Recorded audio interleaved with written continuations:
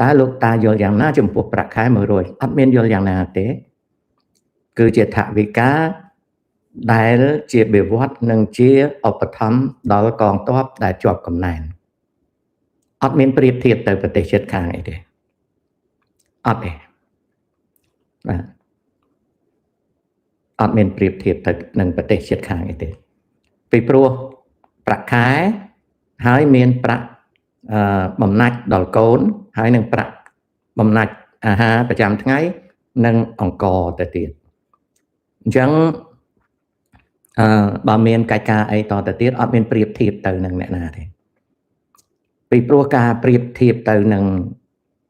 សាសដទៃ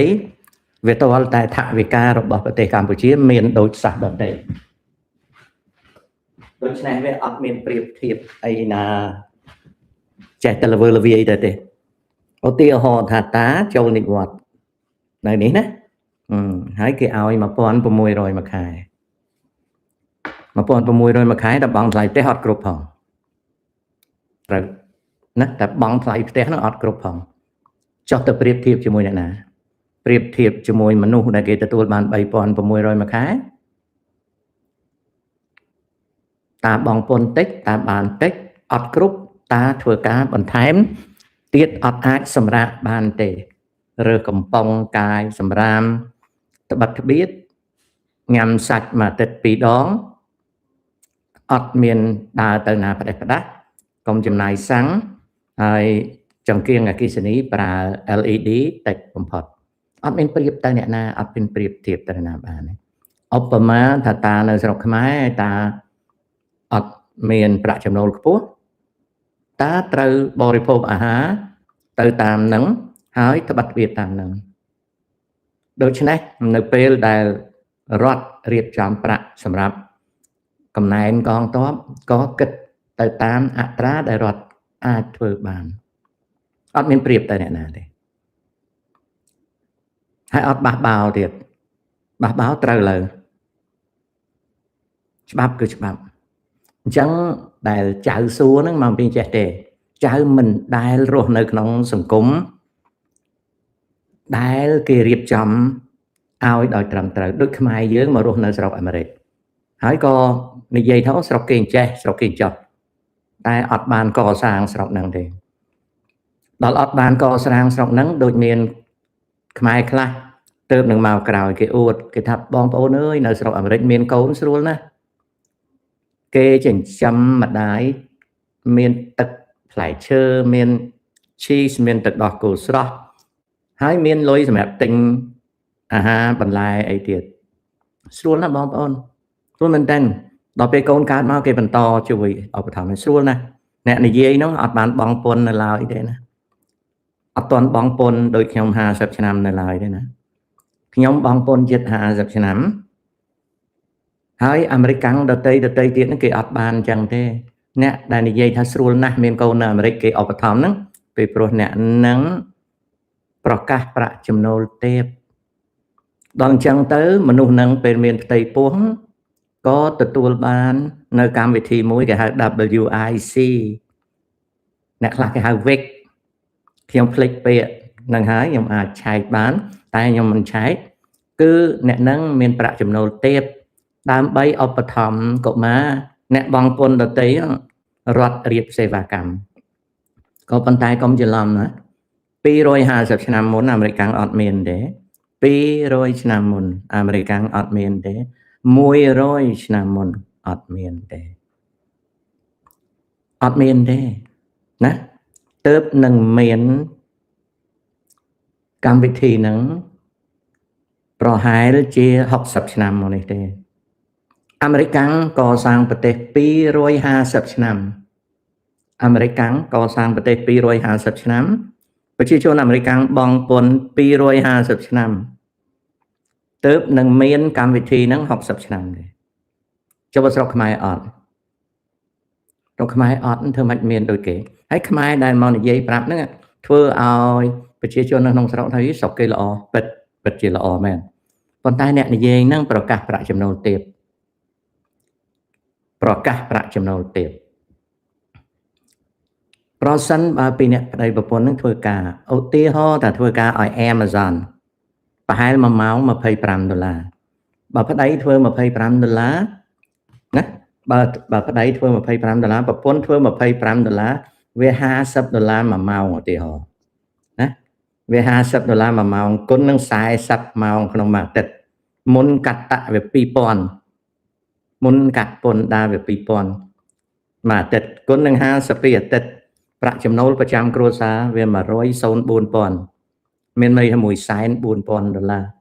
$140,000បើប្រកាសបើប្រកាសហើយ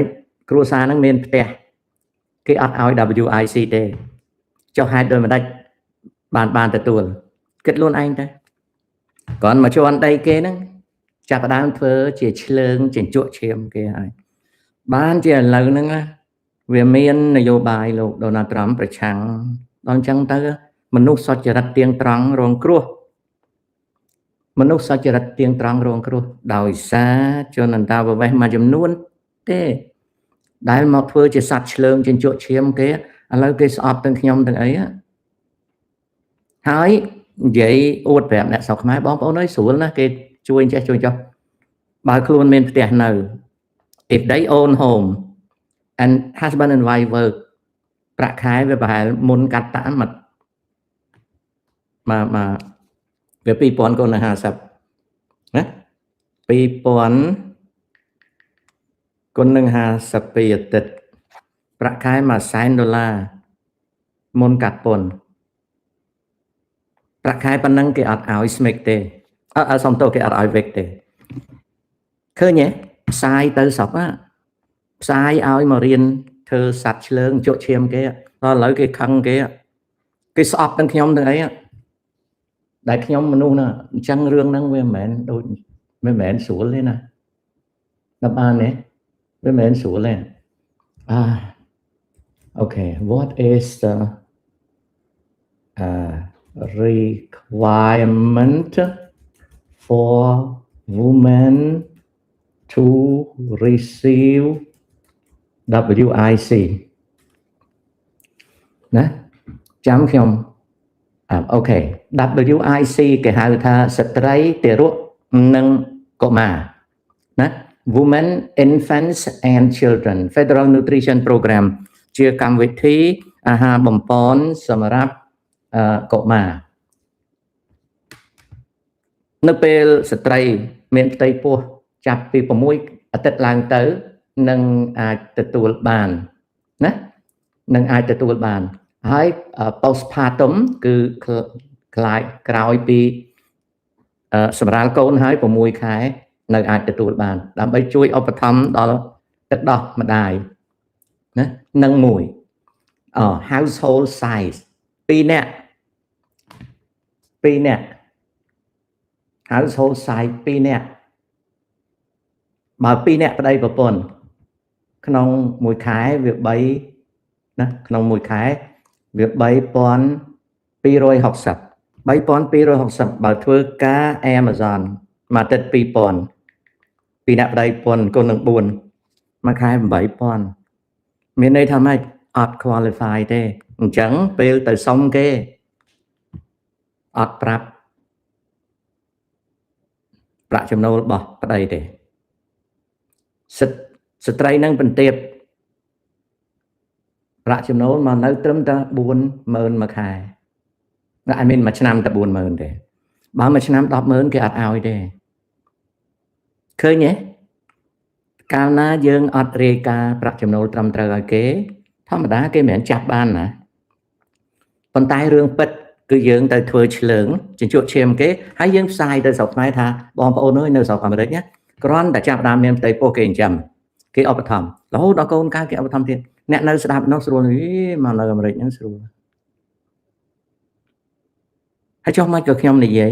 ច្បាស់ជាមានគេជេរខ្ញុំណាគេថាតាចេមសុកនេះហែកខ្មែរបំផ្លាញខ្មែរឥឡូវបងប្អូនគិតមើលតើយើងមករស់នៅស្រុកគេជាពលរដ្ឋល្អពលរដ្ឋដែលមានប្រយោជន៍ឬរស់នៅជាឆ្លើងចិញ្ចក់ឈាមគេបើយើងជាឆ្លើងចិញ្ចក់ឈាមគេចុះខ្មែរដទៃទៀតងាប់ហើយខ្មែរដែលគោរពច្បាប់នោះ ខ្មែរដែលមានសេចក្តីស្មោះត្រង់ដែលបបួលឲ្យខំរៀនខំស្មោះត្រង់មិនងាប់ហ៎អញ្ចឹងគេជេរតាជេមសុកអូយអាជេមសុកអានរស់អាស្អីអានឹងបំផ្លាញតែខ្មែរទេឲ្យតែខ្មែរគឺវានិយាយបំផ្លាញហ៎មើលឥឡូវបងប្អូនជួយប្រាប់ខ្ញុំបំផ្លាញខ្មែរហើយបបួលខ្មែរថាចង់នៅស្រុកខ្មែរឲ្យវាមានយុត្តិធម៌ឲ្យវាមានច្បាប់ហើយចង់មកនៅស្រុកគេធ្វើសត្វឆ្លើងវាមិនខុសគ្នាពីពួកកុលស័យវាថាវាចង់បានសេរីភាពវាឲ្យខ្មែរយើងមានយុត្តិធម៌ប៉ុន្តែវាមកប្រមូលលុយនៅលើដីគេអត់បង់ពន្ធហើយមានអ្នកទប់ជើងក្រែវាថាអានឹងស្នេហាជាតិនៅលើដីគេហើយចូលបើជនជាតិគេដឹងគេខឹងទេអូយងាប់ហើយគេស្អប់ទាំងខ្ញុំទៀត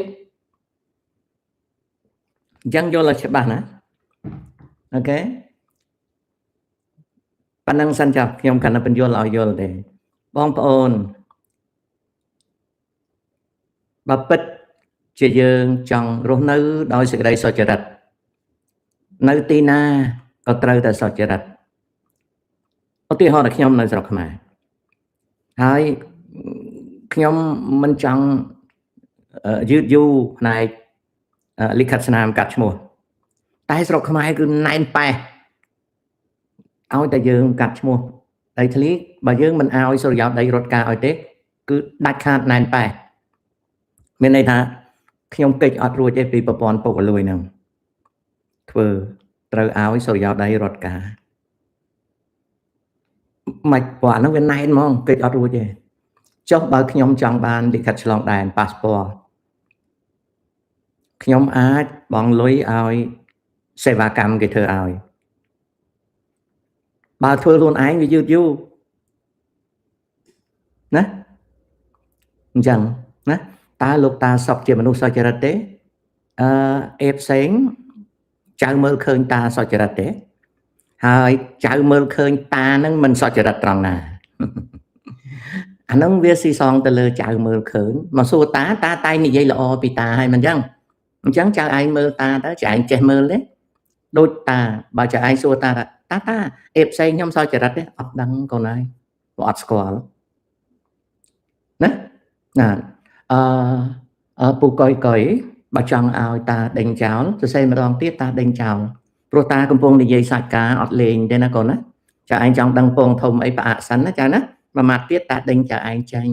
អូខេនឹងអញ្ចឹងអូខេអេផ្សេងបើមើលមិនដឹងយើងអត់ទាន់វិនិច្ឆ័យទេក៏ប៉ុន្តែសួរអត់បានទេកូនអ្នកណាដែលប្រាប់ថាខ្ញុំជាចៅនោះគេតែងតែនិយាយគេមនុស្សល្អវាតតែយើងចេះសង្កេតណាចៅអេផ្សេងនឹងអញ្ចឹងហេវបាយទៅស៊ីបាយកុំមកនិយាយដាក់អញឬក៏ត្រូវការឲ្យតាប្លុកចោលតារីករាយនឹងធ្វើអូខេ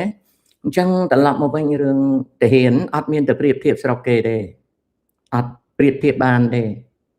គឺធ្វើទៅតាមកម្មវិធីនិងថវិការបស់កងទ័ព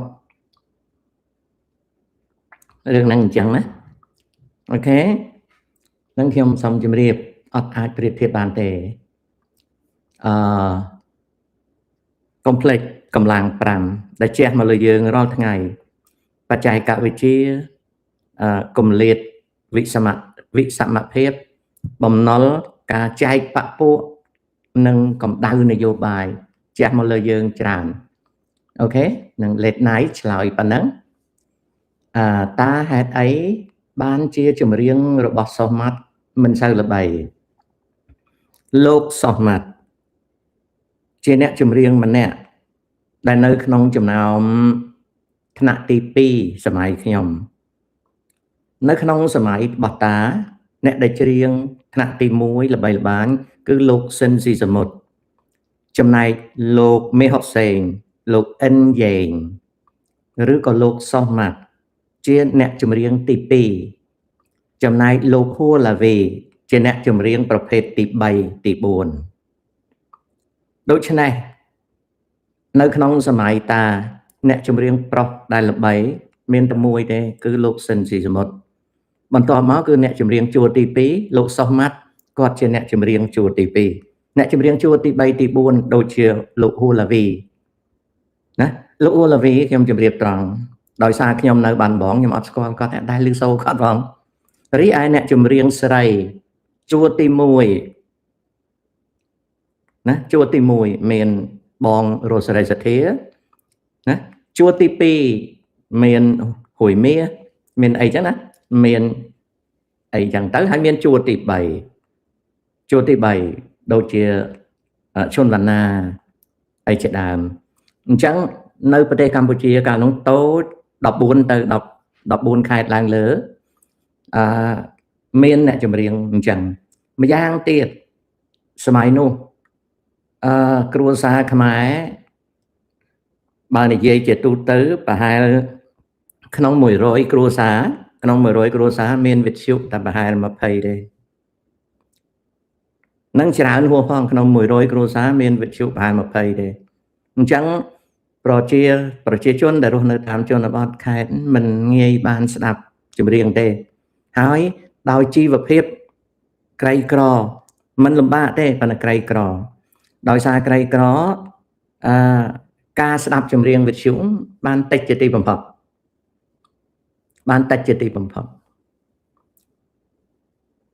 ហើយនេះហើយប្រទេសកម្ពុជាចំនួនមុនអញ្ចឹងមកដល់ទសវត្សរ៍ទី70ប្រជាជនចំនួន80% រត់លូនគ្មានដែលបានស្ដាប់អីទេប្រជាជន20% បានស្ដាប់ខ្លះដូចគ្រួសារខ្ញុំអីបានស្ដាប់ច្រើនដោយសារយើងមានមុខរបរទេครับហ្នឹងរឿងអញ្ចឹងឥឡូវនេះយើងបានស្ដាប់ច្រើនគ្នាណាហ្នឹងអញ្ចឹងណា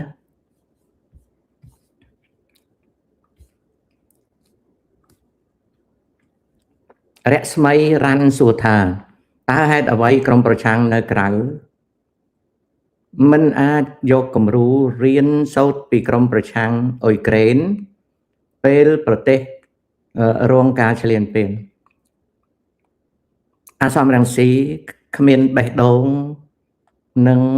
សេចក្តីស្រឡាញ់ចំពោះប្រទេសកម្ពុជានិងខ្មែរទេវាហែហោមសម្ដេចនរោត្តមសីហនុចូលស្រុកទៅធ្វើលោកធំក្រោយមកក៏វាប្រកបអាជីវកម្មនយោបាយបោកពូតរហូតដល់សប្តាហ៍ថ្ងៃចប់ប៉ុណ្្នឹងឯងណាចម្លើយមានប៉ុណ្្នឹងអូខេចម្លើយមានប៉ុណ្្នឹង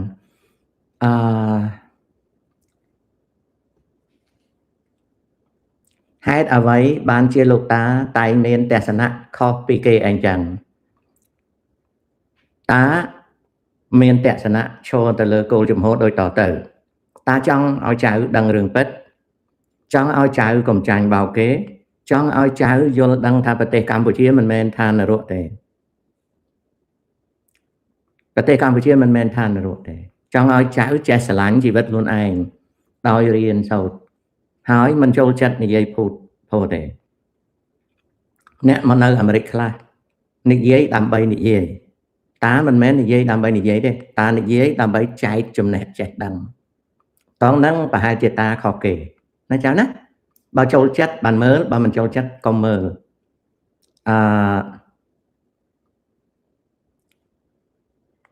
អនុទិនដឹងហើយសុខខាងអត់ចាប់អារម្មណ៍ទេខ្ញុំឃើញរូបថតអនុទិនបើកយន្តហោះហ្នឹងជាយន្តហោះ propeller ម៉ាស៊ីនមួយហើយអមដោយ F16 ប្រៀបបាននឹងកូនឆ្កែដែលហែលទឹកមានកពើ2ហែលតាមវាជារឿងគួរអស់សំណើចចប់អនុទិនបើកយន្តហោះមួយជា propeller single propeller ចាត់ទុកថាជាកូនឆ្កែហើយ F16 ចាត់ទុកដូចសត្វកពើហោះអមឆ្កែ shame on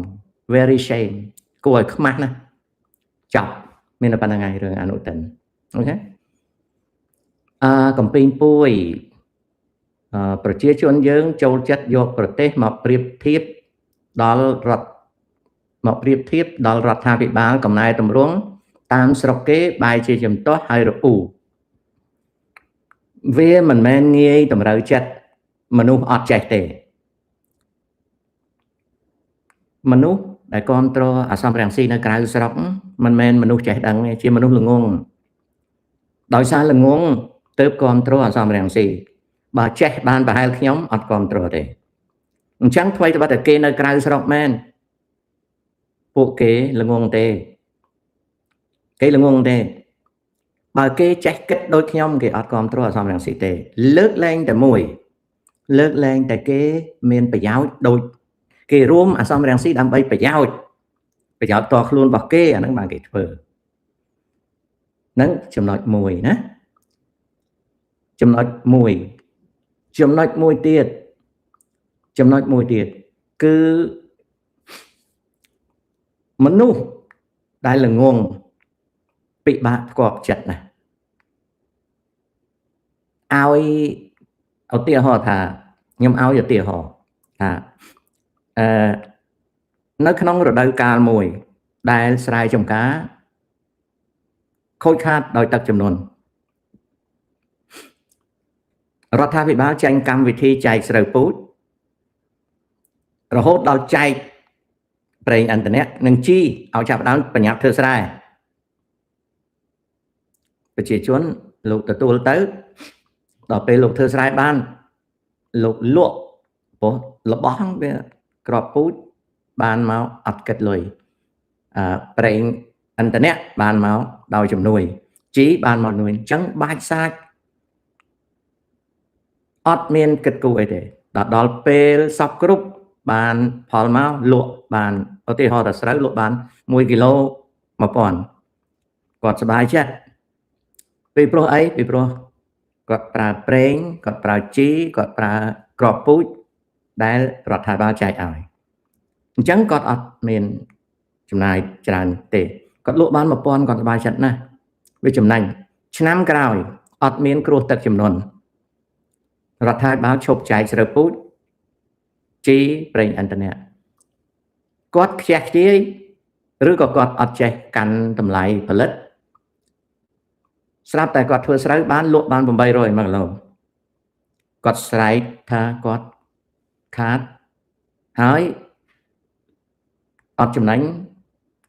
គាត់សុំឲ្យរដ្ឋាភិបាលជួយបើរដ្ឋាភិបាលហ៊ានប្រកាសថាចាត់វិធានការទិញស្រូវចូល1គីឡូ1000រៀលគាត់សប្បាយចិត្តឆ្នាំទី3គាត់សង្ឃឹមថាឆ្នាំទី1លក់បាន1000អញ្ចឹងឆ្នាំទី3ឆ្នាំដែលគាត់លក់ស្រូវឲ្យរដ្ឋបាន1000ចូលដល់ឆ្នាំទី3គាត់រំពឹងថាគាត់អត់គិតអីទេគាត់មិនចាំបាច់គិតរឿងចំណាយអីទេគាត់ដឹងថាស្រូវគឺដឹងតែបាន1000អញ្ចឹងដល់ពេលគាត់បានផលស្រាប់តែចែកដល់នេះរដ្ឋអត់មានលុយចាញ់ទិញស្រូវគាត់ខឹងគាត់ស្អប់រដ្ឋាភិបាលហើយគាត់បន្ទោសរដ្ឋាភិបាលថាមិនបានរដ្ឋាភិបាលមិនជួយគាត់ទិញស្រូវគាត់ចុះបើរដ្ឋាភិបាលមានកម្មវិធីឆ្នាំទី3ហ្នឹងទិញគាត់ឲ្យ1000គាត់នៅល្អគាត់ថាឆ្នាំទៅទិញ1000ឆ្នាំនេះគួរណាស់ទិញ1100យ៉ាងតិចបើមិនទិញ1100ទេឥឡូវស្អីឡើងថ្លៃអត់ត្រូវចិត្តគាត់ទេដល់ឆ្នាំទី4រាជការអត់មានលុយទិញស្រូវដល់អត់មានលុយទិញស្រូវ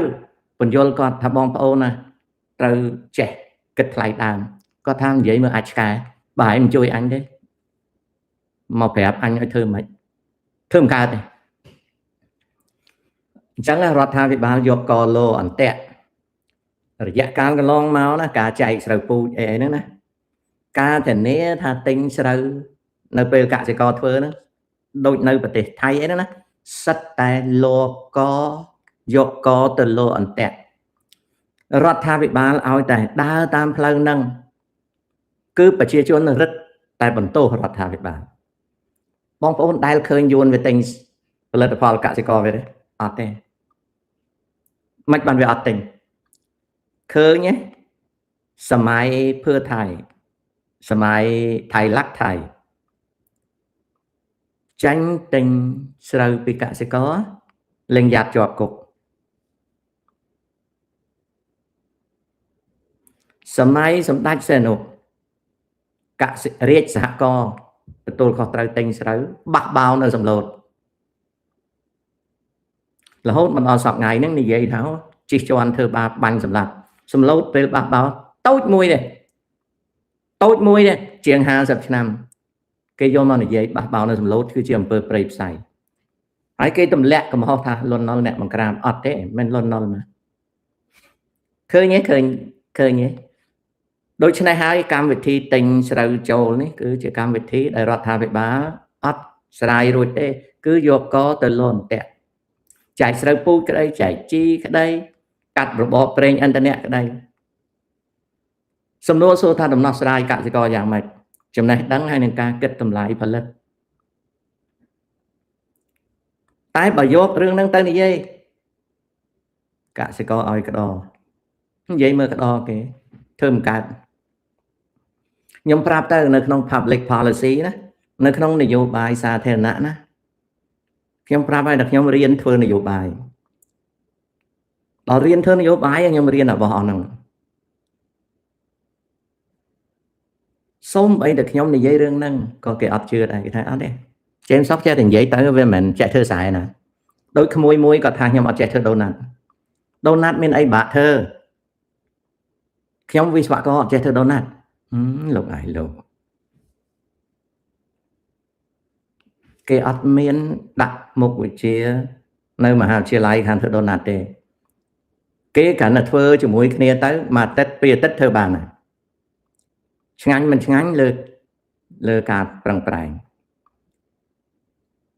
តែបានទេវាមិនមែនជា rocket science ទេធ្វើដូណាត់នោះកសិករត្រូវដឹងថារបស់អស់នេះជាវិទ្យាសាស្ត្រតែកសិករខ្មែរលោកអត់ជឿទេលោកថានិយាយមើលទៅអាចគេបើមិនជួយទេហើយទៅនេះជាបញ្ហាថៃវ៉ាន់កដោយសាររឿងទិញស្រូវកម្ពុជាដូចគ្នាណានឹងចំពោះអ្នកសួរអំពីអ្នកសួរដែលតកតងនឹ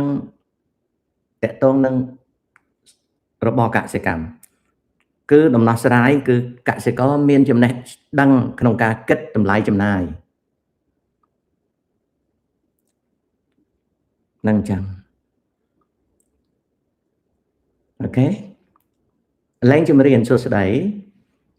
រងរឿងខ្ញុំឃើញតៃវ៉ាន់មិនត្រឹមតែធ្វើសម្យុទ្ធទ្រង់ទ្រាយធំទេ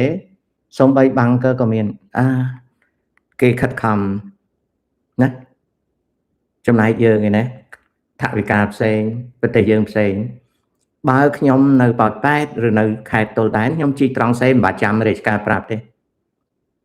ខ្ញុំច្បាស់ជាជីកអូខេអានឹងអញ្ចឹង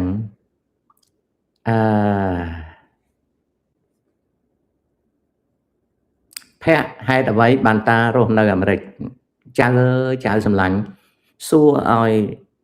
ឆ្លើយបន្តិចទៅខ្លាចលោកអត់យល់តារត់ពីខ្មែរក្រហម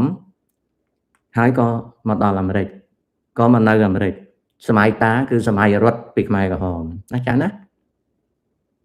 ចប់ប៉ុណ្ណឹងសូមជួយនិយាយដោះក្អែលអាជ្ញាធរដែលមិនធ្វើសកម្មភាពទប់ស្កាត់ខ្ញុំឃើញស្រីខ្លះបង្ហាញភាពសិចស៊ីហួសហេតុដើម្បីបានល្បីហើយទៅផ្សាយផលិតផលជាពិសេសស្រាបៀរទី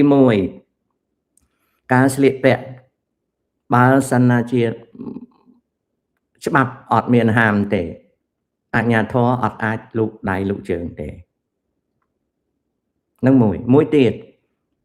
បើ social media អត់លុបចោលទេគេធ្វើបានទី3រឿងគេស្លៀក sexy បើទៅភ្នែកយើងក៏មើលពីព្រោះជាសេរីភាពរបស់គេចំណែកគេឈោផ្សាយផលិតផលស្រាបៀរអត់មានច្បាប់ហាមថាមិនឲ្យគេផ្សាយអត់មានច្បាប់ហាមថាមិនឲ្យគេធ្វើ BA ទេអញ្ចឹងជាមុខរបរដូចយើងធ្វើស្រែជាចំការណាជួនសុទ្ធជាតិចៅអត់ចូលចិត្តខ្ញុំអត់ចូលចិត្តគឺអត់មើលតែទៅហាមគេអត់បានដូចនៅស្រុកអាមេរិកចឹងភេទអ្នកដែលមានភេទផ្សេងខ្ញុំចូលចិត្តមិនចូលចិត្តខ្ញុំដើរចាញ់ណាអ្នកឡូឡាអ្នកយងខ្នងឬរឹកពេលមិនល្អឬធំក្លិនមិនល្អខ្ញុំអត់អាចថាគេបានទេដើម្បីចៅបានសេរីភាពចៅត្រូវគោរពសេរីភាពអ្នកដទៃចៅមិនមែនជាអ្នកកាត់សេចក្តីលើស្ត្រីស្លៀកឆាតឆាយនោះទេហើយចៅក៏មិនមែនជាអ្នកកាត់សេចក្តីលើការផ្សាយពាណិជ្ជកម្មស្រាបៀរដែរ chẳng cháu group sứt kê phòng nè hay cháu pra biệt láng đọc cái ở nhà thò nè anh ông hơi cháu chặt tục thà ở nhà thò nó về miền cái ai rồi tại tam bích ở nhà thò miền là o miền là cọt đai hay cháu nó còn miền là ngôn miền trẻ đai chẳng dục vô cái này còn hai một láng đọc cái ai mà cái nhóm chia sẻ mặt cách nhé ta hiền ta dây chẳng chỉ mỗi khi nhóm trả nhóm đọc cái ai môn cái đọc cái ai chẳng ai môn về pro kê miền nằm na trái hai một láng về kháng là sẽ đọc cái ai kì chụp tay là chẳng nè chụp tay mình men cháu nơi hàng trời để cháu admin na cả vậy từ rồng lốp lơ sệt thị rồi bỏ sệt trái để liệt trái nâng bên này chỉ cảm nâng để trái cái đó là châu chất mình châu chất ai mình miên na ai lại nói là mình như khi ông tự nấy nhầm đào cha nha nhầm ập ai bẹp chỉ bán bẹp chỉ bay một lần đó đấy nữ nông xã rót Americ bây giờ giấy nha nè thu hàm miền sầm nùa khi ông khơi po miền sầm đại hôn mà nãy bán từ chui con sấy lục cầm sọc khá cầm mano vật chia từ chuột con sấy tá lục pu vô dạng nè cầm mano vật chia từ đào sọc má khi ông bán đăng thà cầm mano vật chia nâng vân tập lập từ sọc mai vinh tăng pì môn lục cầm sọc khá từ chuột chôn phê sạch mà lại tăng pì môn lục cầm sọc khá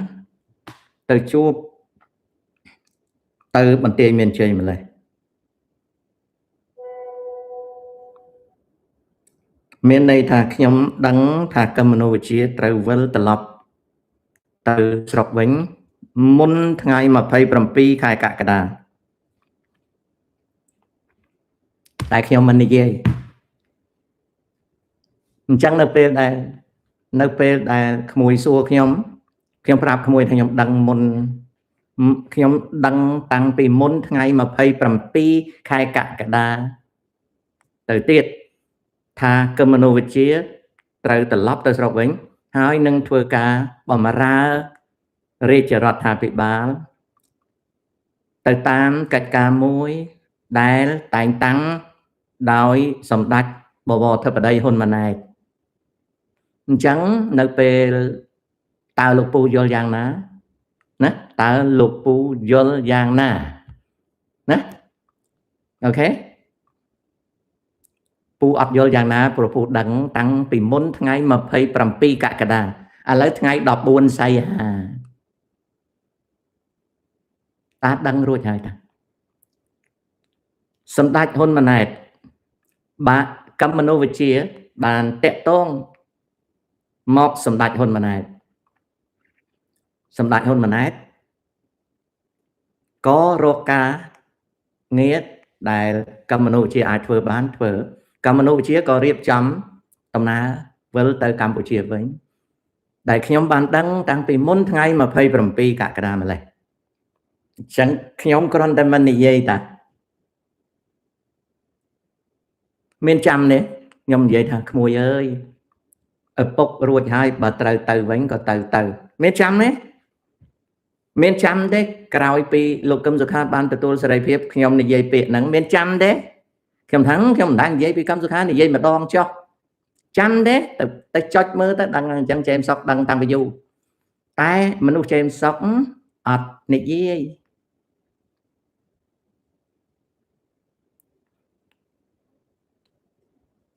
អូខេអញ្ចឹងខ្ញុំអត់មានយោបល់ទេធូហាមចំណាយកុលស័យ$23វាស្លោឈាមតែអញ្ចឹង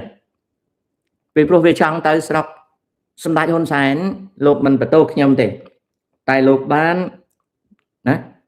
លោកបានមានប្រសាសន៍មកខ្ញុំមក clear ណាសម្ដេចហ៊ុនសែនលោកបានមានប្រសាសន៍មកខ្ញុំមក clear ដោយតែហេតុនឹងហើយបានជាបងមិនផ្ដល់ការយោគយល់ឲ្យពួកនេះ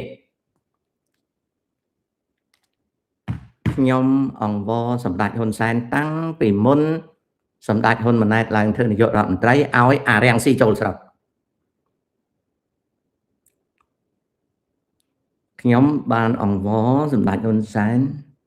ឲ្យអនុញ្ញាតឲ្យអារាំងស៊ីចូលស្រុកតាំងពីមុនសម្ដេចហ៊ុនម៉ាណែតឡើងធ្វើជានាយករដ្ឋមន្ត្រីលោកទៅនឹងរំលឹករឿងហ្នឹងឡើងលោកថាហ្នឹងហើយដែលលោកមិនយោគយល់ពីព្រោះវាខូចលោកបានឃើញវាផ្សាយពីកូនស្រីពៅលោកថាជាកូនដែលលោកមានជាមួយហឹមស៊ីវ័ន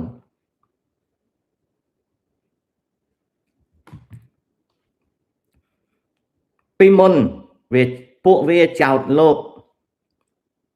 នេះណាពីមុនពួកវាចោទលោកចោទសម្ដេចហ៊ុនម៉ាណែតថាជាកូនយួនលេដុកថវាចោទប្រកាន់ថាសម្ដេចកតេបណ្ឌិតហ្នឹងទៅមានកូនជាមួយលេដុកថដល់ក្រោយមកវាថាអាមួយនៅកាលីហ្វ័រញ៉ាអ្នកនិយាយអាមួយហ្នឹងទៅសុំទោសសម្ដេចហ៊ុនសែនហើយសម្ដេចហ៊ុនសែនក៏អត់រំលឹកទេតែគាត់ដឹងថាវាចេញពីណាមករហូតដល់ពួកវានាំនេះទៀមទេឲ្យឆែក DNA អីក្រោយមកចាប់ទៅឥឡូវនេះវាយកកូនស្រីពៅសម្ដេចហ៊ុនសែនថាជាកូនជាមួយហឹមស៊ីវ័នវាបានផ្សាយចេញអាទិត្យសប្តាហ៍នេះបានសម្ដេចហ៊ុនសែនលោកមានប្រសាសន៍ប្រាប់ខ្ញុំលោកថា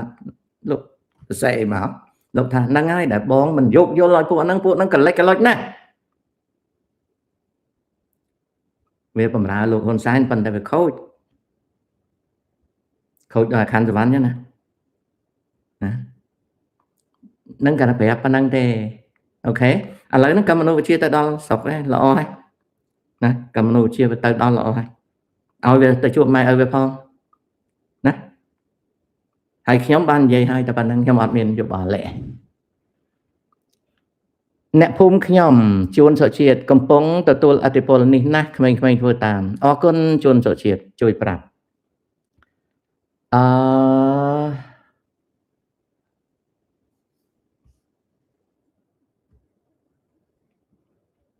ខ្ញុំព្យាយាមឆ្លើយឲ្យបានច្រើនណា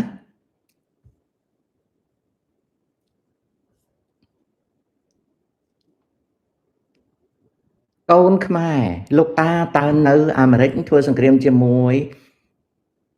ឲ្យរូបហើយអាមេរិកអស់ដៃតើចិនអាចឆ្លៀតឱកាសវាយប្រហារតៃវ៉ាន់ទេ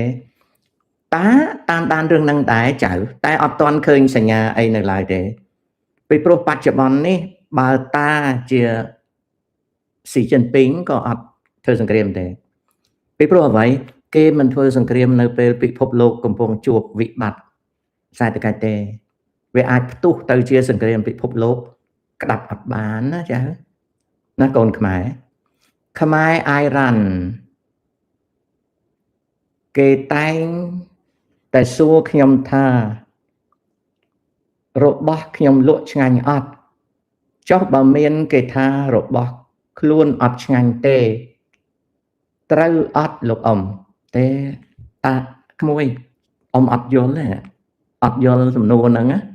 អត់យល់លឹមសួរថាសំសួរលោកពូប្រសិនបើខ្ញុំជាសមាជិកបក CPP តែមេឃុំ CPP ធ្វើការមិនកើតយើងចង់ស្នើ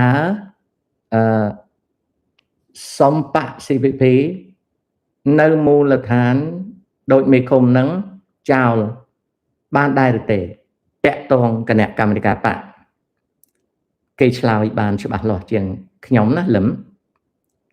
ពីព្រោះយើងត្រូវគិតគូរតាមផ្លូវបកនឹងជាសមាជិកបក The Body សួរថាខ្ញុំមិនច្បាស់ថាព័ត៌មាននេះពិតឬទេតែឃើញគេគម្រោងបង្កើតប្រព័ន្ធ Subway នៅក្នុងភ្នំពេញទាំងផ្លូវរថភ្លើងលើដីមិនទាន់ដំណើរបានផងព្រមទាំងផ្លូវនៅមិនទាន់ល្អផងរឿងថាសិក្សាអំពី Subway រថភ្លើងក្រោមដីឬក្នុងដីហ្នឹងធ្លាប់និយាយតែមិនទាន់មានគម្រោងទេសិក្សាមានតែគម្រោងអត់មានទេណា The Body តាឃើញព័ត៌មានថៃត្រៀមច្រើនណាស់អត់ទេម៉ូនីនេតព័ត៌មានរឿងត្រៀមគេត្រៀមរហូតហើយខ្មែរយើងក៏ខំប្រឹងត្រៀម តែព័ត៌មានដែលចេះតែលេចលឺហ្នឹងគឺព័ត៌មានគ្មានមូលដ្ឋានព័ត៌មានផ្អើលខ្មែរយើងគួរកំផ្អើលតកតងនឹងសម្យុទ្ធចិនថៃដែលយកយន្តហោះចម្បាំងមកធ្វើសម្យុទ្ធណាដឹងហើយតកតងនឹងយន្តហោះ Gripen ហើយនឹង J10 គ្រាន់ជាការដកពិសោធន៍នឹងគ្នាទោះបីយ៉ាងណាចិនតែងសម្យុទ្ធជាមួយថៃពីព្រោះចង់រៀនរបៀបប្រយុទ្ធរបស់កងទ័ពថៃដែលរៀនពីអាមេរិករីឯយន្តហោះ Gripen ដែលទៅសម្យុទ្ធជាមួយនឹងយន្តហោះ J10 ក៏គ្រាន់តែជាការសាកល្បងមើលថាតើចិនអាចសង្កេតពីទេពកោសល្យឬក៏ពីកម្លាំងឬក៏ប្រសិទ្ធភាពរបស់យន្តហោះ Gripen ឬទេទំនាក់ទំនងយោធាចិនថៃគឺចិនចង់យកប្រទេសថៃដែលតាក់ទងជាមួយអាមេរិកនឹងរៀនចម្លងតាមពីរបៀបប្រយុទ្ធនានាដែលថៃទទួលបានពីអាមេរិកនឹងអញ្ចឹងអូខេឪខ្ញុំម្ដាយខ្ញុំវិស័យកសិកម្មអ្វីជាកង្វល់ខ្លាំងរបស់កសិករកង្វល់ខ្លាំងគឺថ្លៃដើមថ្លៃផលិតដែលខ្ញុំនិយាយពីដើមមកហ្នឹងណាហើយកសិករតែងតែប្រកែកដាច់អហង្ការថាធ្វើមិនកើតបើធ្វើមិនកើតរកចំណេញមិនឃើញទេខ្ញុំចេមសពអ្នកនិយាយណាធ្វើតលតកើតបើមិនកើតគឺអត់បាននេះគឺជារបៀបដែលចាត់ចែងពូតកតងនឹងយកសម្យុទ្ធថៃឆ្លើយហើយ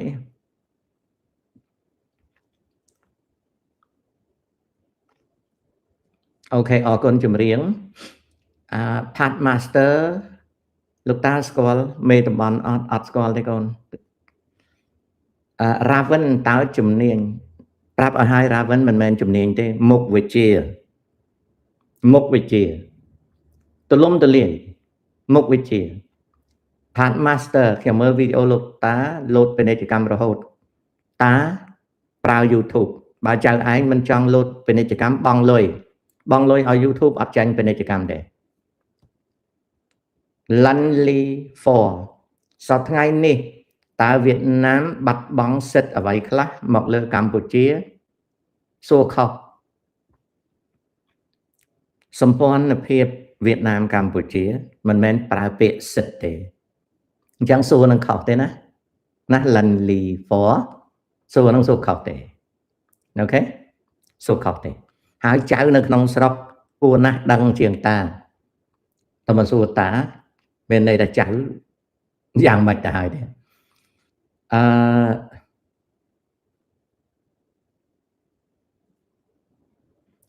រាផាតណាបើរំខានតាដេញចាញ់គាត់ណាតាអត់ត្រូវការរំខានទេដានីសុខាលោកគ្រូនិយាយថាពូទីនចាប់ដៃមេដឹកនាំអាស៊ានគឺคล้ายខ្ញុំមើលជាង10ដងវីដេអូនោះមើលមិនដឹងបើដឹងពូទីនធ្វើម៉េចនឹងការពារខ្លួនបានអញ្ចឹងស្រាច់ចៅឯងចង់ជឿថានឹងជាពូទីនមែនតែនចំណែកតាចេមសុកថាជាមនុស្ស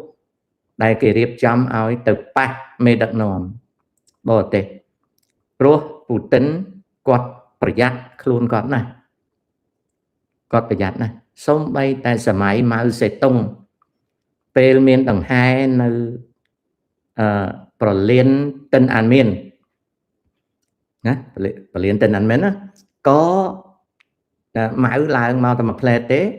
គេដូរដាក់មនុស្សមិនមែនម៉ៅឲ្យនៅអង្គុយហ្នឹងម៉ៅទៅដេកបាត់ហើយBrezhnev មេដឹកនាំសូវៀតជាច្រើន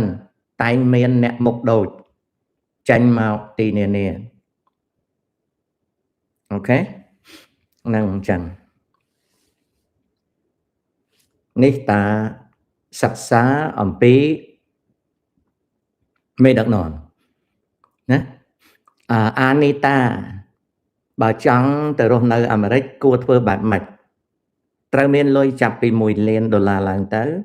ឬមានបរិញ្ញាបត្រ Master ខាងវិទ្យាសាស្ត្រ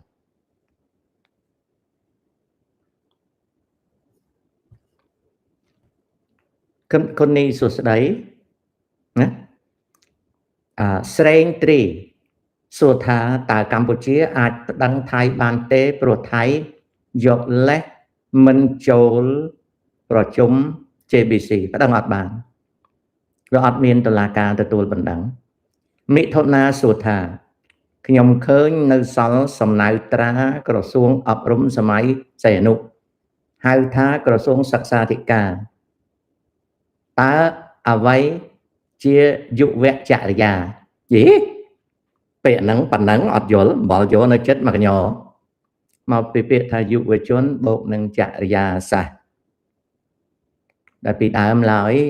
ក្រសួងគេអប់រំមិនត្រឹមតែកាយសម្បទាទេគេអប់រំសម្ដាប់ធ្នាប់អិរិយាបថរឹកពេសម្ដីសម្ដៅនិងចរិយាទៅគេហៅថាយុវចរិយាយុវចរិយាហ្នឹងគឺក្រសួងយកចិត្តទុកដាក់បង្រៀនឲ្យយុវជនហ្នឹងមានរឹកពេសមរម្យដូច្នេះយុវចរិយាគឺជាអោបនាមដែលបង្កើតឡើងពីពាក្យពីរម៉ាត់ពាក្យយុវជននិងចរិយាតែប៉ុណ្្នឹងឯងមិនយល់ញ័រឡូវស្រួលសឹងងាប់សាលាវត្តដូចតាក៏នៅលឺសូរដឹងបាត់ហើយណាពីដើមឡើយក្រសួងកសិកម្មអត់ដាក់ឈ្មោះក្រសួងកសិកម្មទេដាក់ក្រសួងក្សេត្រាសាស្ត្រដល់ក្រោយមកក៏ដូរទៅជាក្រសួងក្សេត្រាធិការពាក្យដែលសៀមប្រើហ្នឹងពាក្យខ្មែរណាតែក្រោយមកទៀតក៏គេប្រើពាក្យថាកសិកម្មពីដើមឡើយគេហៅថាក្រសួងក្សេត្រាធិការក្រសួងកសិកម្មក្សេត្រាសាស្ត្រណាហើយពាក្យខ្មែរគេឈប់ប្រើទៅគឺក្សេត្រករដែលសៀមវាប្រើក្សេត្រករនេះអានោះមិនមែនពាក្យសៀមទេពាក្យខ្មែរណាក្សេត្រករគឺកសិករអ្នកធ្វើស្រែចម្ការណារួមទាំងអ្នកចិញ្ចឹមសត្វផងជាក្សេត្រករចិញ្ចឹមត្រីចិញ្ចឹមអីណាហើយសូមបញ្ជាក់ណាអ្នកចិញ្ចឹមក្តាមខ្យងត្រីកែបសត្វអីហ្នឹងគេហៅថាកសិករអូខេហើយកន្លែងដែលចិញ្ចឹមអស់ហ្នឹងគេហៅកសិដ្ឋានណាហើយខ្មែរយើងឥឡូវហ្នឹងឃើញប្រើពាក្យសិប្បកម្មខុសចាំខ្ញុំប្រាប់ណាសិប្បកម្មគឺបានដល់រោងជាងតូចរោងជាងឬរោងផលិតតូចដែលប្រើម៉ាស៊ីនពាក់កណ្ដាលស្វ័យប្រវត្តិឧទាហរណ៍ថារោងធ្វើនំបញ្ចុកយើងអាចហៅថាកសិកម្មនំបញ្ចុកត្បាញរវៃយើងត្បាញនឹងដៃមានកៃមានអីណាហៅថាសិប្បកម្មត្បាញរវៃ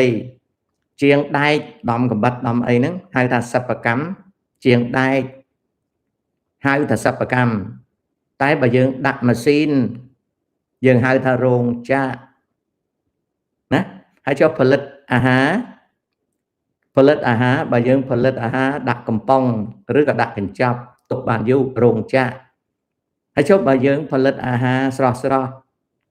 ណាហៅថារោងចម្អិនអាហារចុះកន្លែងដែលលក់ផង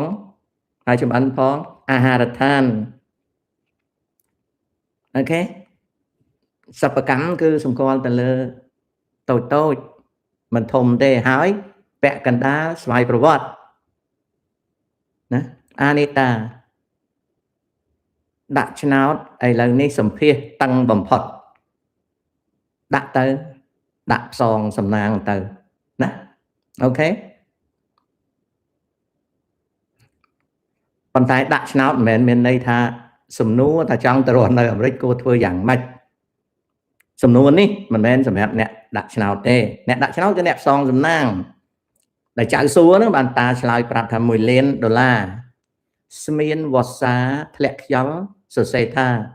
ឃើញកន្លែងមួយរបស់ កសិករខ្មែរយើងគឺប្រើពេលវេលាច្រើនពេកភាគច្រើននៅតែធ្វើតាមប្រពៃណីចិញ្ចឹមគោទៅច្រូតស្មៅមួយព្រឹកអត់ទេកូនមិនអញ្ចឹងទេឥឡូវនេះកសិករផ្អែកទៅលើគ្រឿងចក្រច្រើនមែនតើហើយវាអត់មានគោអត់មានកបីភ្ជួរអីទៀតទេក៏ប៉ុន្តែ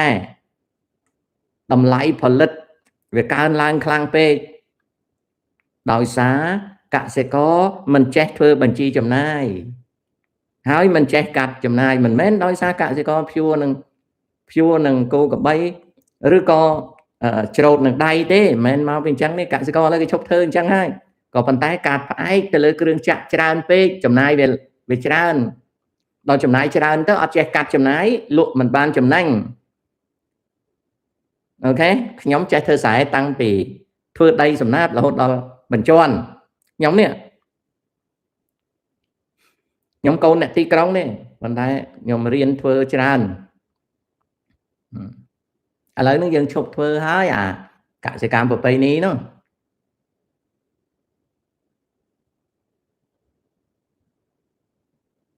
សុផលសួរថាអនាគតទៅប្រទេសយើងទាំងពីរអាចប្រទេសយើងទាំងពីរអាចរត់ប៉ុណ្ណឹងអាវុធនឹងគ្នាទេអ៊ំស្អីទៅប្រទេសយើងទាំងពីរប្រទេសមានតែមួយទេចង់និយាយថាថៃខ្មែរគឺប៉ុណ្ណឹងប្រជែងគ្នាហើយក៏ដូចជាប្រទេសដទៃខ្មែរ people សរសេរថាលោកពូកម្ពុជាមានក្រសួងចារកម្មទេមាន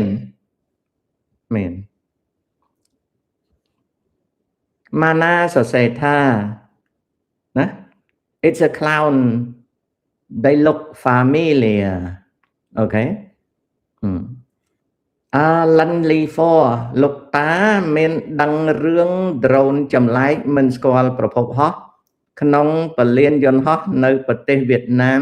ឬទេតាអត់ដឹងទេកូនហើយតាក៏មិនចាប់អារម្មណ៍រឿងហ្នឹងដែរតាចាប់អារម្មណ៍រឿងដែលតាក់ទងនឹងប្រទេសយើង